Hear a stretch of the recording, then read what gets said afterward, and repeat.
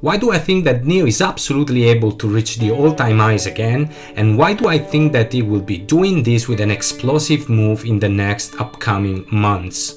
Behind the trade here, welcome back to my channel. If you enjoyed this video and my other videos, please subscribe by clicking the button at the bottom right part of the screen. This will help the channel to grow.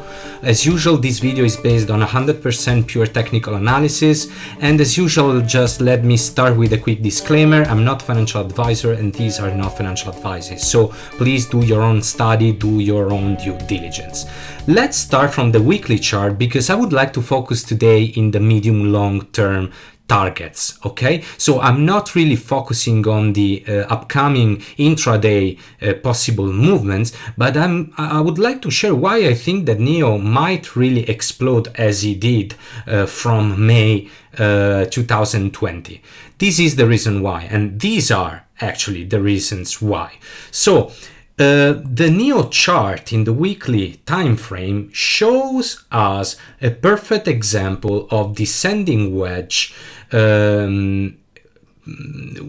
a previous upward leg like this one, a retracement with this descending wedge. And why do I think that there will be another upward leg in the next months?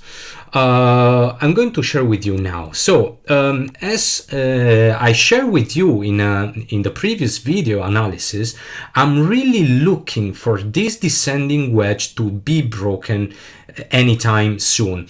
What is a descending wedge? Actually, if we connect these eyes here, 1, 2, almost 3 points, but 2 points are enough, and 1, 2, 3 point on the bottom, we see that we have this triangular shape, this wedge, this descending wedge formed. A descending wedge is a typical bullish pattern, okay? It's a consolidation pattern. And the nice things of the wedge is that statistically we can have an idea, a rough idea of when this might be broken upward. So how do we do that? If we take the base, the height of the wedge, and we project and we calculate the length, so we have 90 candles, 90 weekly candles, okay? If we divide these 90 candles by 3 and multiply by 2, we will be having 60. So 60 weeks will be the 2/3 of the wedge. So the 2/3 of the wedge is usually when the wedges got broken, okay? Here we would be at around the end of April until the end of May. So it's highly possible, and again, this is just my personal opinion, but it's highly possible that end of April and May might be the months where we could see a breakout on this level here, upward, okay? It will take time, so we have to be absolutely patient.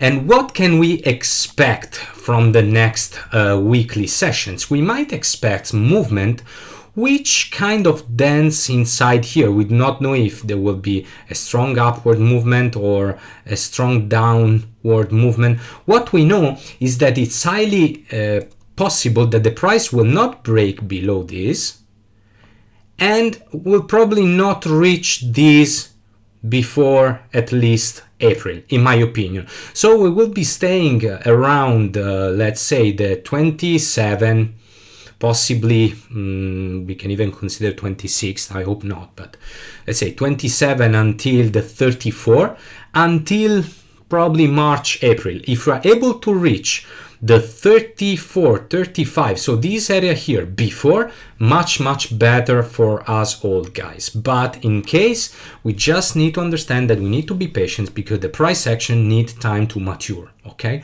So what I would expect at that time in April, May is the price to reach here and to break here. Once the price break here, this move will probably be characterized by high volumes because the investors will realize that once this red resistance here is broken, the volumes might increase and the price movement might be explosive.